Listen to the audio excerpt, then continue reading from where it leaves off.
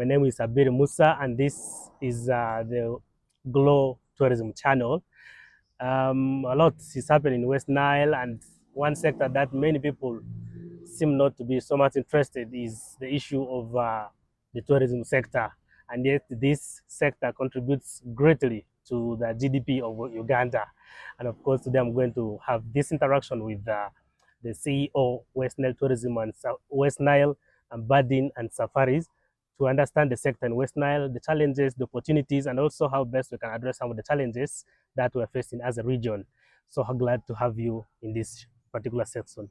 Thank you so very much. Well, let's start with an introduction, your names, and share with us a little bit about West Nile Birding and Safari. Thank you very much. My name is Boniface Kadabara, and I'm an excited tourism fanatic, I must say. I love tourism. I'm also a very passionate conservationist. I am the team leader for West Nile Birding and Safari. West Nile Birding and Safari is a tours and travels company and a social enterprise that is focused on conservation, but also tourism product development and promotion. And we are based in Arua City. Currently, our focus of operation is in the West Nile region, with a slight stretch to part of northern Uganda and Karamoja, where we've had a bit of excursions. But the prime objective of West Nile Birding and Safari and its founding, which initiated in 2016, by the way, quite almost That's been a long way. yeah, almost 10 years, but official registration and finally was just around 2019, at the time when COVID also had a very big blow on the sector. Yes, so our objective was found by my personal experience. I must say that by the grace of God, I've had opportunities of traveling and seeing different places, both in this country but also out, and I've seen the beauty of our region. West Nile is so beautiful, yet it remains underdeveloped when it comes to tourism. It's not explored enough. Okay. I come from Moyo, in the mountains of Meto. That's where I've been. I was born and grew up. So I spend a lot of my time hiking the mountains of in Meto. For those of you who have been in Moyo and you know the mountains. Growing up, we used to go and chase these rodents and the monkeys from stealing food crops. So in doing that, we are hiking, we are climbing, we are experiencing nature. Did you have any picture that is tourism by that? Of course, we didn't have, but always there was something fun about going to the mountains, because you're grabbing wild fruits, you go, you're swimming, and also my maternal relatives are from Adjumani. So we did a lot of crossing the Nile from Moyo to Adjumani.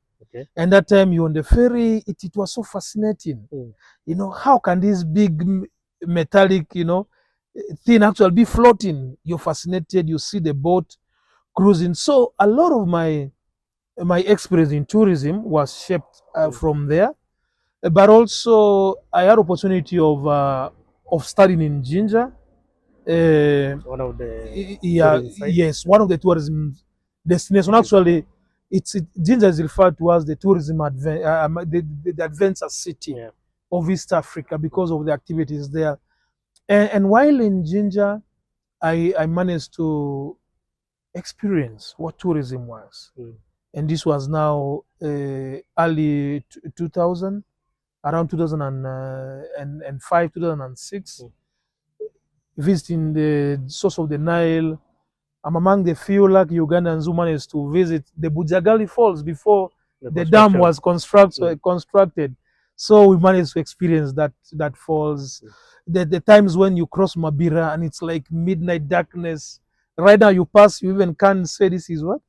Mabira where the forest. trees will Yeah, be depleted. it was very thick. Okay. It gets very dark, sacred, you know. So I think all that shaped my tourism journey. But during this period, after seeing these attractions and things and looking at what we have here, I saw an opportunity of promoting our destination. Okay. Yeah. So what components fall under West Nile birding and safaris? Do you specialize only in birding, or you even move beyond that? All right. You know, the name West Nile Birding and Safari was a very interesting experience going in. Now, I am an amateur birder. While I was in the university, I joined the Nature Uganda. This is a club. I was in Gulu University. I joined Nature Uganda, and Nature Uganda purely focuses on birding and conservation. That's a lot of the things they do. So I became so fascinated about birds because of Nature Uganda. And while in Nature Uganda, we took opportunity to visit the national parks and reserves during the International Big Birding Days. And so I think I wanted to grow my career as an ornithologist. The love for birds came. So when we were trying to craft a name, we saw an opportunity of branding as a company that is specialized in birding, but also doing other safari and related things. So that is how.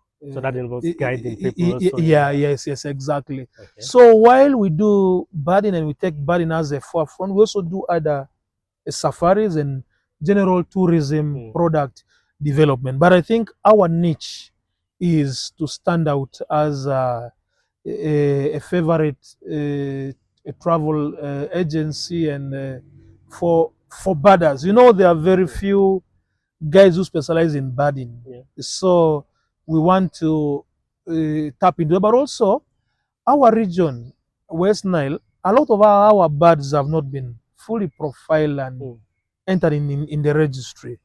Possibly because of the insurgencies from the South Sudan area and Congo. A lot of the birds, when you look at the birds of Uganda and the registries of birds, actually West Nile birds are not, you know, so much featured. Yeah, they are not so much in the registry.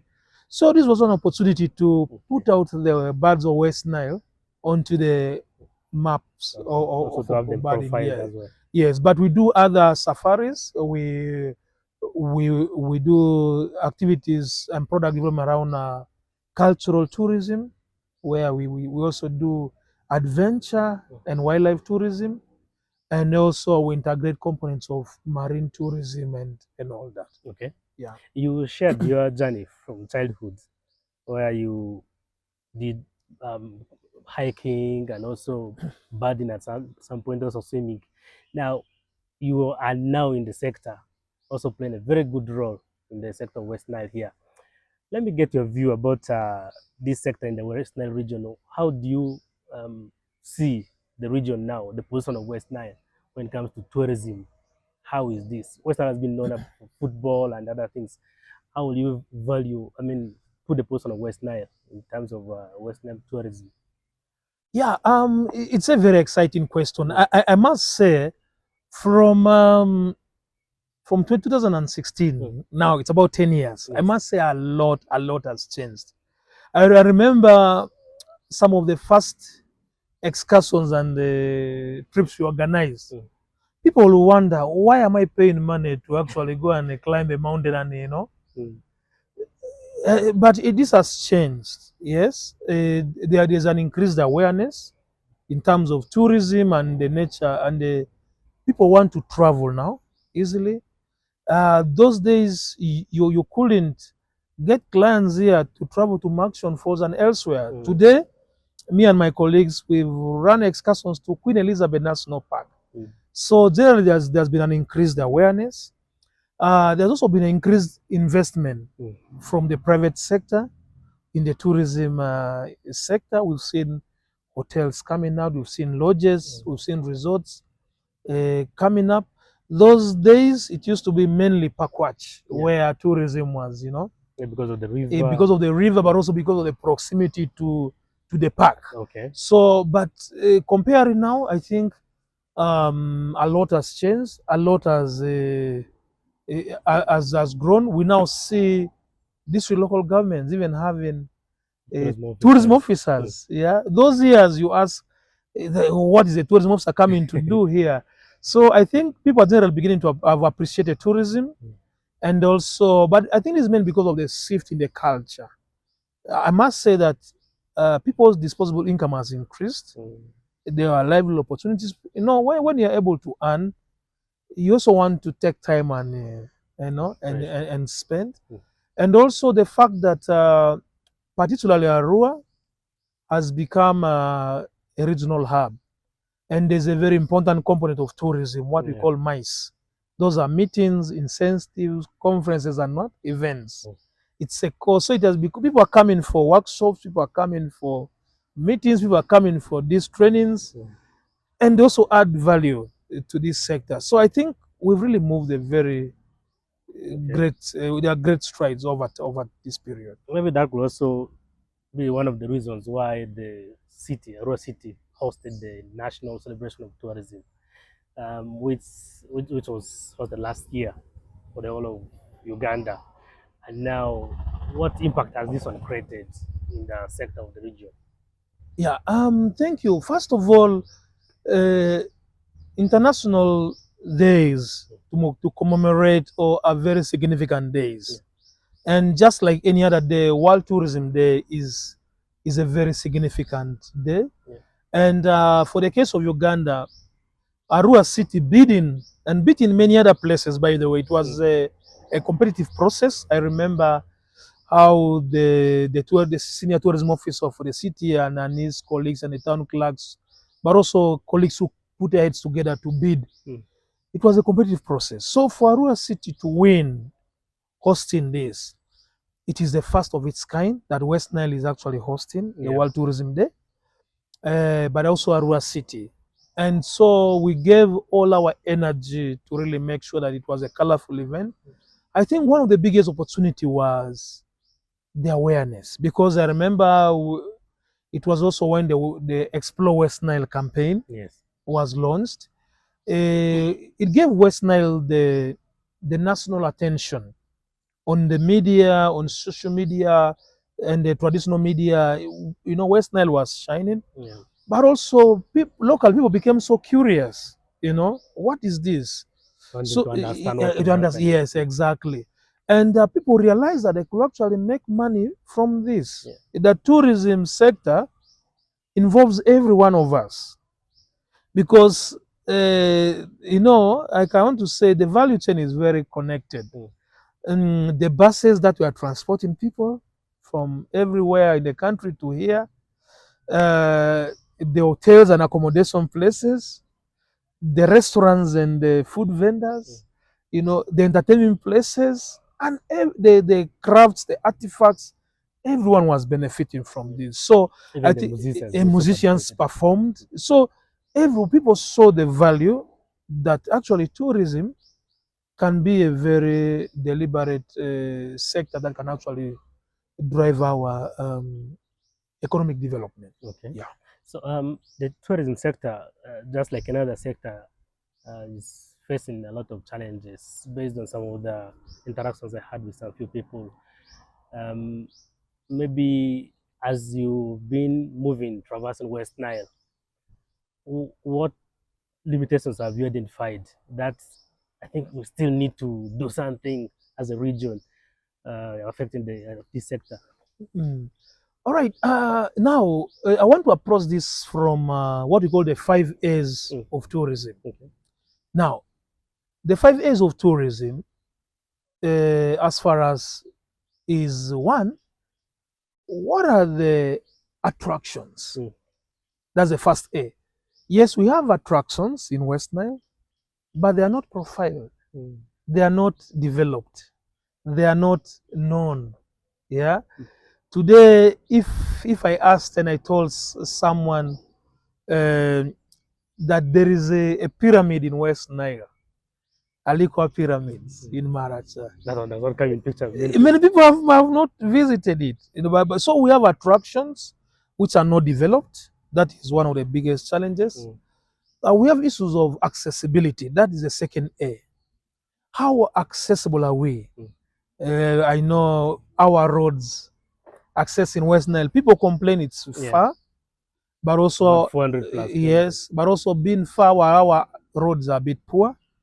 So, but also within how accessible is going to these attraction sites, it's a big issue. So we face challenge of what of accessibility. We have issues of the amenities. What are the amenities in these locations here? We have beautiful mountains, but do I just go and hike and stop there? What are these things I can I do a zip lining? Can I do a bungee jumping? A lot of, is there a camping ground there? So there are very few or poor amenities around these places, and this is tied to activities. What are the activities there? Recently, there was an article published that tourists that visit Uganda spend less by 60% of what they intend to spend. Yes, right now, if I went to Abairo Falls, just a few kilometers away from the city center here, and I have money in my wallet, where will I spend the money? There is no souvenir shop where I can buy a souvenir. If someone came to West Nile today in a rural city and wants to buy a souvenir, yes, our colleagues in Pakwach are doing better. You can get a stool, you can get something, but what about here? So both activities, but also you know, the commercialization of it is a bit very poor. But generally, this of awareness. For me, I think awareness is a big issue, and this is where the challenges are coming. So it's also affecting the investment. You know, tourism is a private sector led. The government puts the enabling environment, and the private sector comes in. But if the private sector does not see the value in investing in these kind of things, then it's very hard to develop our tourism. But I think one of the biggest challenges around the 3 C's of tourism also, the conservation part of it. We are struggling with conserving our natural attractions. We've seen our forests being depleted. I want to mention Cave, Wairano Sanctuary, the forest. We've talked about Zoka. These are unique ecosystems, but we are not conserving. People are cutting trees. We are doing this. The second one is about the community. How do we integrate tourism and the community? There's a bit of there's a bit of a detachment with that. And lastly is the commercialization of tourism. People have not yet seen the value to a greater extent. People still struggle to see the value in tourism. So how do we commercialize it? So I think these are basically some of the challenges that I see. Are you seeing any chances of addressing these challenges? You talked about accessibility, which actually is one of the major here is the roads and the issues of attractions. I believe we have so many attractions here, but are you seeing any chances of having this addressed, maybe if different stakeholders come together? Yes, absolutely. Actually, for me personally, I see a very bright light at the end of the tunnel. Now, right now, Uganda, you know, we have started the National Development Plan 4. And one of the core agenda is the tenfold development agenda, which is focusing on the ATMS. We have agro-industrialization, tourism, minerals, and then we have science and technology. Now, I think the government of Uganda has come deliberately to front tourism as a tool for development. And that's why we've seen deliberate initiatives of enhancing. We've seen Ajay now welcoming the rhinos back. We've seen more road networks are being done. For example, in our region, we now know one of the best roads in the country is the one from Atiak to Ajuma and up to the ferry. Which President talked about many times. It's one of the, I can tell it's one of the beautiful roads. We now, the groundbreaking, the works in Koboko to Moyo is ongoing. But also internally, we've seen this been happen. We know the road from Kampala to Arua has been worked on and been improved. That's about accessibility. Yeah. But also the other investments like the reserves, like talk about Ajay. It's been we've seen additional investments that are going. We've seen development actors coming to support this sector here. Right now, tourism officers and people, we are doing profiling of our tourism attractions. We are running it to profile them and market them out there. We've seen private investors investing in these locations. In Abairo Falls, we have Arise, with a very beautiful investment there. We've seen Ara fishing lodges along the Nile. In Pakwat, there are so many, and so on. So with more investments that are coming, also we've seen a lot of domestic tourists traveling, and people are Which traveling. is actually not to be the case. Yeah, which used to be the case. So I think this is really the way to go, and I think that there's a lot of opportunity in promoting our tourism sector. The private sector plays very key role in this. Like you just cited Ara, you cited Arise, and you cited the Labongo hotels in Aluru sub-region. Now, governments, okay, you mentioned about the road network and other, which the government doing. There are specific offices created in local governments, the tourism officers. But funding has been one of the big challenges to run the activities. I interacted with some of the tourism officers, and then the big challenge is that the funding for the sector or the department is limited. So I don't know, has there been maybe a push or an appeal from the different sectors, talk about the private, which maybe work together with government to see some of those areas addressed? Yeah, just as I mentioned with the tenfold development agenda, the ATMs, I think there's a deliberate initiative to increase funding towards the tourism as holistic, and this includes the human resource. And so we've seen. I think for me the most important thing, and right now what I see is these local governments are now recognizing the value of tourism officers, conservation officers, and wildlife officers. And their wage bills for this, they're advertising, they're recruiting. I think right now all the districts in West Nile are having what? Tourism officers. I think Yumbe is among the latest to actually recruit. I think in the most recent recruitment. They are about 3 or 4 which they don't have, about 3 only. Yes, about that. But I know Ajumani, Moyo, Obongi, Terego, Madiokolo, Arua District, Arua City. They all have Nebi. I think it's only Maratan Yumbe which do not have. And they're about to. I think that's a very big step in terms of human resource. The second issue is now the functionality of these offices and the unit. And for me, this has been the challenge. Yes, the allocation is little for them because they have a lot of work to do. It's an uphill task. They need to profile, they need to market, they need to, and sometimes the allocation is very little. Usually they need to run to their local revenue, which also sometimes is very small.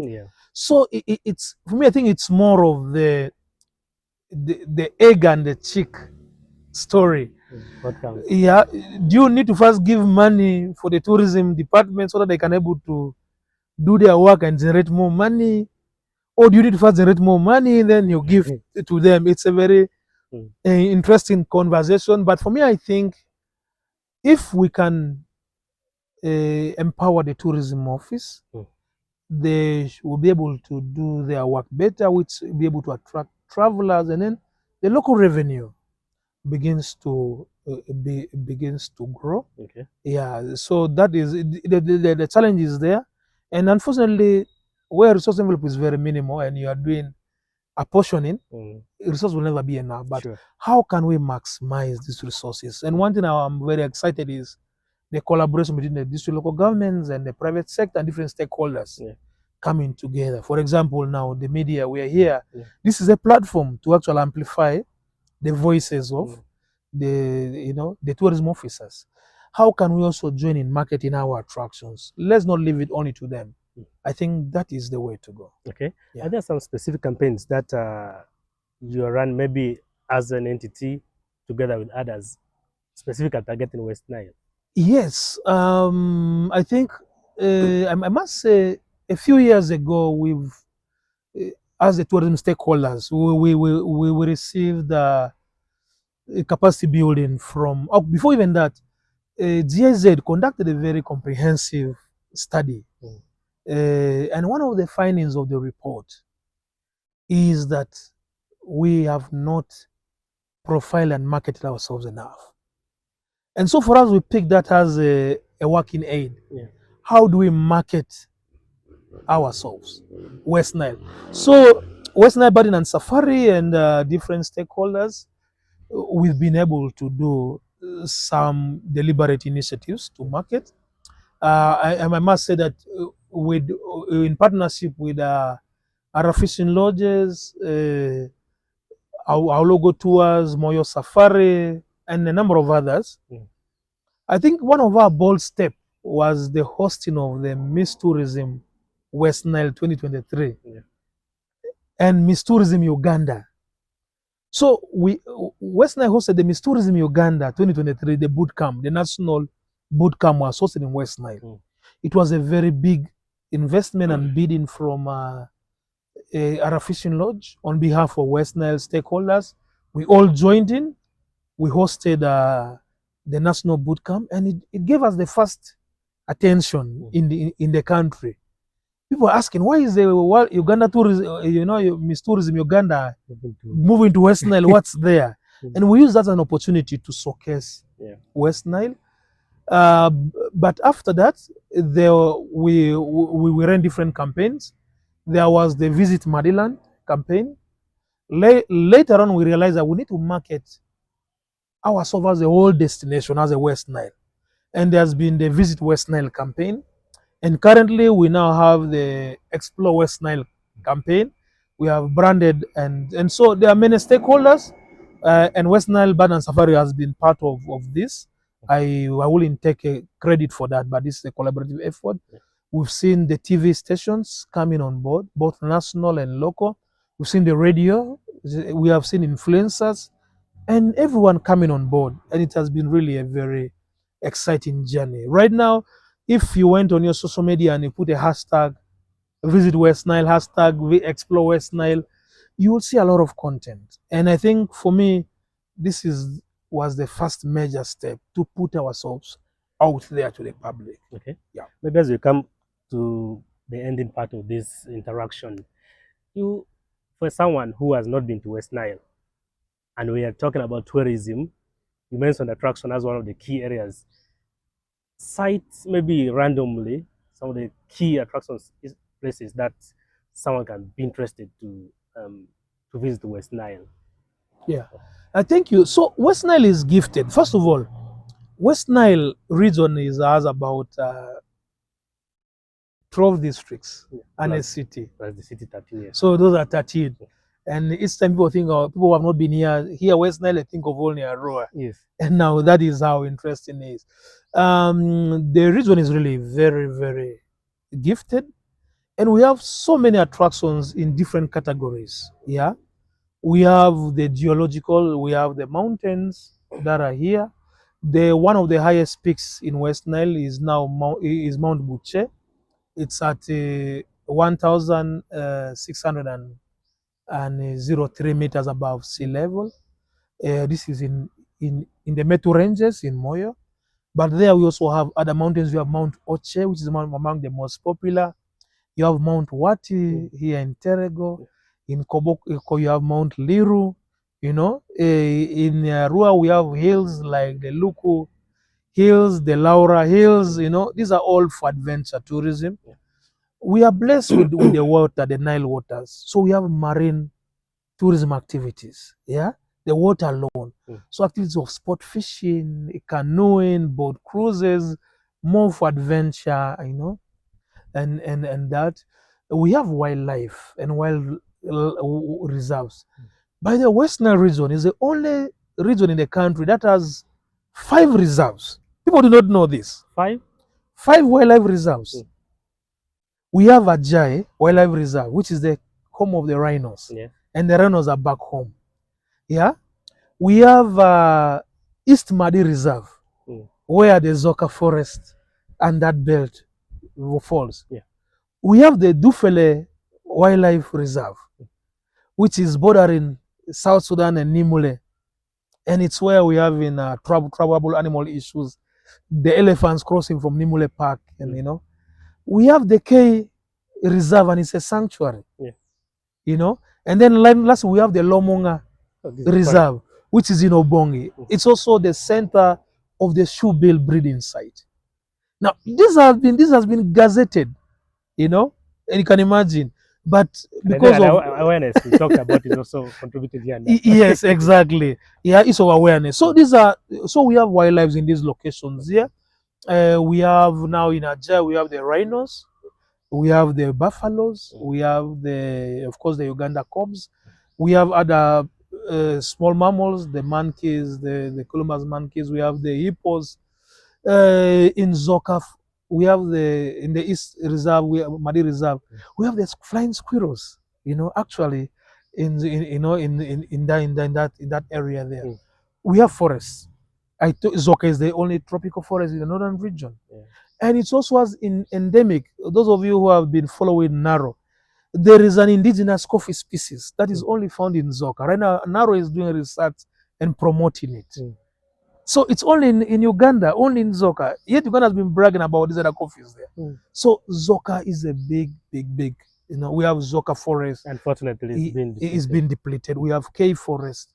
We have other forest reserves, which are very rich when it comes to birding and other wildlife.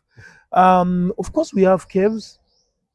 They have a strong, but importantly is culture. And as West Nile region, we have been positioning ourselves and marketing ourselves as a cultural destination, the cultural frontier of Uganda. It's in West Nile that you can find over 9 different cultures with a fusion of the South Sudanese and now the Congolese actually here. Because if you're in the Luru sub-region, you have the Luru, but you also have the Junam. And then we have the Kebu. They're also part of that. You have the Madi of the Mokolo. That's where I come from. Yeah, very interesting. you have the Lugbara. Among the Lugbara also you have the different dialects and you have the Kakwa, you have the Madi, you have the Aringa. If you go to Obongi, you have the Reli, the Gimara, you know. Then now, because of our refugee hosting, you know, experience and all that, we also have the different tribes and cultures from South Sudan. We have the Dinka, the Nuer, the Bar, the Kuku. But also we have the Nubians here. We have the Congolese influence. So imagine if you came to West Nile, you have a whole cultural fusion. And this comes with the food, the dances, the way of life, and everything to do with that. Now, one of the biggest products we have is historical tourism. We can't run away from that. We have the Emni Pasa, who is a historical figure and explorer who fought the slave trade. That's why we have Fort Wadelai. We have Fort Dufele. These are historical sites. We have Theodore Roosevelt, the former president of the United States, who led an excursion in in Uganda and West Nile. He actually camped in Ajay and he was doing game hunting, you know. That's part of the history. And it's one of the 21st century longest expeditions globally. Most of the expeditions and explorers were in the 19th century. In the 21st century, that's the longest. And there's a lot that is being done with the Theodore Roosevelt Trail. We talk about, you know, this speak. He was, you know, he was here in the region. We talk about Churchill, who mentioned Uganda, the pearl of what? Africa. He was here. So we have the George Gordon. Our history from the Belgian administration. WestNile is just about 111 or 12 years old as part of Uganda. A very rich history from the Belgian. But also, West Nile hosts one of the former presidents of the Republic of Uganda, Idi Amin Dada. It's a very big historical, kind. So we have all forms of tourism, products and packages, but also we have culinary tourism, unique foods, which are only found here. So these are all attractions, but we can go on and mention nightlife. We have mice. We have sports tourism. You can't talk about football and you don't talk about Ondo Paraka. I've heard people who come to West Nile. They just want to go and see the Green Light Stadium, and then and that is the power of sports tourism. Yeah, people used to come here. Dokas in Zikuru, where does he come from? Because of the Commonwealth medal that she won. So all these are some of the attractions in West Nile. Wow. About the religious aspects, how has this also contributed to the region? Yeah, I actually skipped religious tourism. Now, you see, let me give an example. Lodonga Minor Basilica is the first basilica in sub-Saharan Africa. People know about the Namugongo, Mata Shrine, but Lodonga is the first basilica in sub-Saharan Africa. Yeah, but also we know places like Omach. We have the smallest church, in Adbiku Church on Galu Mountains. World's smallest church takes only 3, yes, the priests and 2 worshippers. We have Omach. In Ajuman we have the Indriane. Yeah, these are all unique religious tourism sites, and we are very religious people. Yeah, but also we have sites where Muslims, move. I know a place just before you approach Nyau River, where annually there's a big pilgrimage that happens. The people come from all over the country, and those are parts of religious tourism. So I think as a region, we are well funded, well positioned for all types of travelers, for all types of people who want to experience. Maybe you can just, as to conclude, you put a word about Western tourism to the general public. Why West Nile? That one you've actually explored it all. In your last remarks about West Nile tourism, just put a word, then we conclude. Okay, I think West Nile tourism, this is a sector where we have a very big opportunity to tap and have a lot of our people employed. Right now, the focus is on now, how do we position ourselves to tap onto these opportunities? We now have the rhinos back home, but how many people are training us tour guides to go and support there? How many people are investing in the tour vans to transport tourists there? But also the hotels that are going to come there, who will be supplying the food? Who are the chefs who will be working there? Who will be the people transporting? In a nutshell, all of us contribute to this sector. We benefit from it, but we're also part of the sector. And we need to be deliberate when it comes to marketing this sector here and promoting, because from the border, that is transporting, carrying people, to the buses that are transporting people, to the restaurant owners, all of us are part of this sector here. So let's embrace it. Let us promote the sector.